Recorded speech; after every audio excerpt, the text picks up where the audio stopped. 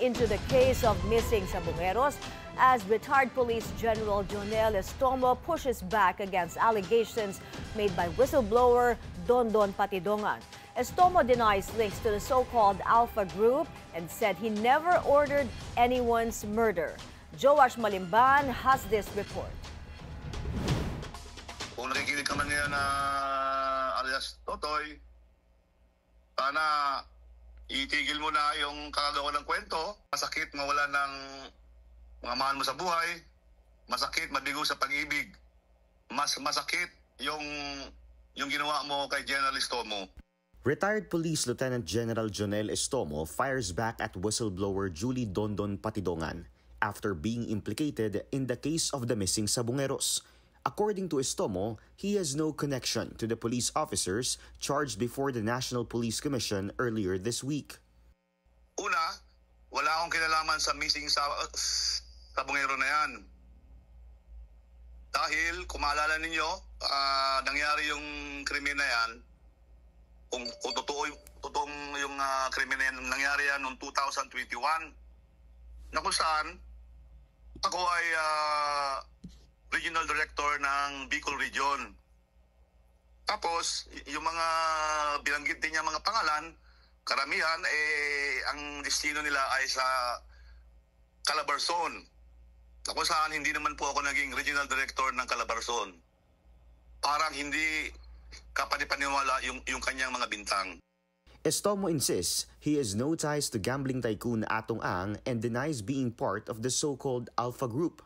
Billionaire News Channel also obtained a certificate from the Pitmaster Foundation stating that Estomo is not involved in any of the organization's business activities.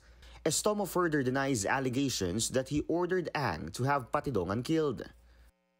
Inutusan ko raw si Atong Ang na patayin na alias Totoy para matapos na yung problema.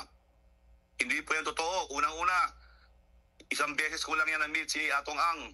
Wala ako sa kanyang koneksyon, hindi kami close. Patidongan clarifies that he did not personally hear the statements from Estomo, claiming instead that they came from threats made by Ang after he began doubting his former boss. Ako, nagsabi lang ako ng sorry dahil hindi ko naman talaga narinig sa kanya. Ang problema, galing sa bibig ni Mr. Atong Ang yan. Na sinabi sa akin, pinapapatay ka na nga ni General Estomo sa akin eh. Siyempre ako, nag-iisip na ako ng hindi maganda dyan kay Mr. Atong Ang. Tapos bigla na lang siyang magsasabi sa akin, alam mo, huwag ka mag-isip ng ganyan dahil hindi ko gagawin sa iyo yan. Itinuring kitang anak. Kita mo, si General Estomo, pinipilit akong iligpit ka na kasi para mawala na ang problema ko, hindi ko ginawa yan. Despite this, Patidongan maintains that he does not believe Estomo is entirely unconnected to some Alpha Group members. Naglumutang na pangalan dyan, si Lieto Guerra at saka si Bernie Tacoy, pero tatlo sila. Sa madaling salita, nakalubog lang siya. Wala talaga siyang record doon sa Pitmaster. Pero kung gano'n ang sinasabi niya na parang ako ang nagsisinungaling na hindi siya kasali, hahamonin ko silang tatlo. Si Lieto Guerra, Bernie Tacoy, at saka si General Estomo. Magpalay detector kami kung sino sa amin talagang nagsisinungaling. Patidongan insists that he would not make such claims without basis. Estomo, on the other hand, says his camp is now studying possible legal actions against Patidongan once an official affidavit is submitted.